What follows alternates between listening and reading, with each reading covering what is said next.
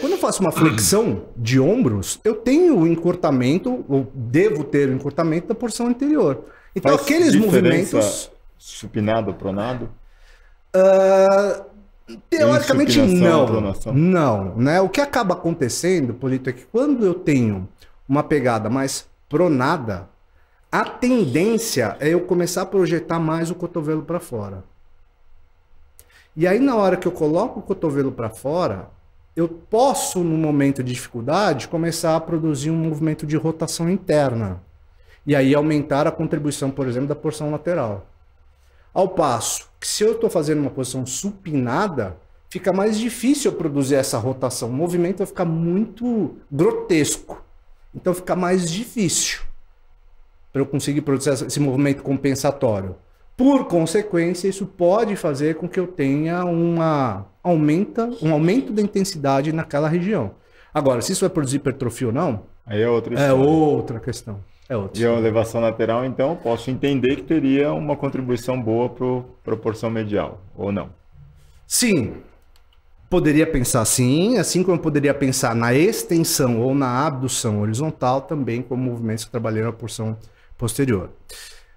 Só que eu acho que tem uma questão bastante interessante aí que a gente precisa discutir, Polito, que diz respeito à questão da hipertrofia regional. Eu não sei no seu checklist aí o que você nos preparou, mas esse tema, né, de hipertrofia regional, ele é um assunto que está muito em pauta hoje em dia na área da biomecânica, né? Porque se pensar na hipertrofia de ventre, o segmento A, B ou C, é melhor, é pior.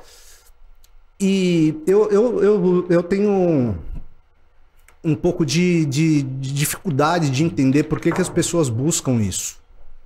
Porque a gente tem que pensar que no final das contas, sei lá, o Schwarzenegger, ele tinha aquele físico, não é porque ele fazia, sei lá, rosca direta ou rosca com a barra ou... Remada a cavalinho. Ele tinha uma morfologia, uma condição genética que lhe permitia chegar naquela forma altamente valorizada para aquela condição.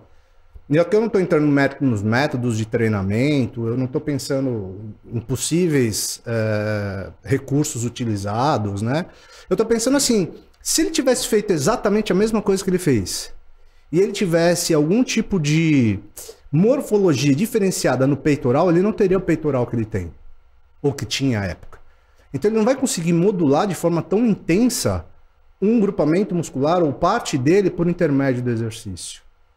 Porque senão seria fácil, senão todo mundo seria o Mr. Olímpia.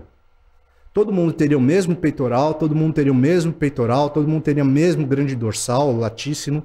Era só fazer exercícios que favorecessem aquela condição. E aí entra uma segunda condição. Eu não consigo produzir grandes modificações porque isso depende da minha morfologia. Só que com o exercício eu posso produzir alterações importantes na magnitude de força gerada em determinados grupamentos. E a gente tem que lembrar, hipertrofia e força não necessariamente estão relacionadas. Não necessariamente a pessoa que tem maior hipertrofia tem maior capacidade de produção de força. A gente pode discutir isso também, mas só para não perder a linha de raciocínio. A gente tem que lembrar que quando eu começo a produzir recrutamentos diferenciados em determinados grupamentos ou ventres, eu começo a produzir adaptações diferenciadas nesses ventres. E essas adaptações podem começar a produzir desequilíbrios articulares. E esses desequilíbrios articulares podem levar a uma instabilidade e, por consequência, aumento de risco de lesão. Já deve aqui, até para a gente colocar de uma forma bastante ilustrativa, se você for numa academia hoje e perguntar para as pessoas que treinam de forma regular, sei lá, o exercício de supino, e falar com elas, falar, olha, pegar 10 pessoas, 9 tem problema de ombro. E por que elas têm problema de ombro? Ah, porque elas treinam pesado? Não, não é porque elas treinam pesado, é porque elas não treinam para se manter um equilíbrio de forças que estabilizam a articulação, ou o complexo articular do glenomeral. Por exemplo? Eles apresentam alterações de subescapular, Mas de por quê? retorno Qual menor. o erro? Porque intensificam um determinado trabalho em detrimento de outro. Tanto que as pessoas, na hora que elas vão lá se machucam, elas vão lá e começam a sentir dor no ombro, aí vai no médico, vai no fisioterapeuta, e aí começa a fazer o trabalho do manguito rotador, por exemplo. que vai fazer com que você tenha essa estabilização do ritmo escapulohumeral, que vai fazer com que a sua escápula e o seu húmero se movimentem de forma anatômica, de forma com que o cara lá de cima fez, e funciona. A partir do momento que eu tenho um desequilíbrio de forças dos músculos que controlam o movimento do húmero e da escápula frente ao meu gradil costal, frente à minha caixa torácica, eu começo a produzir um desarranjo desse movimento.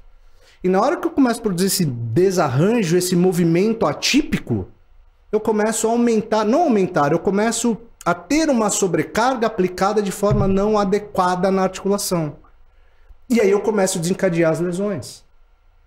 Então não é porque a pessoa treina pesado, é porque a pessoa treina de uma determinada forma, potencializando determinado grupamento e esquecendo de outros.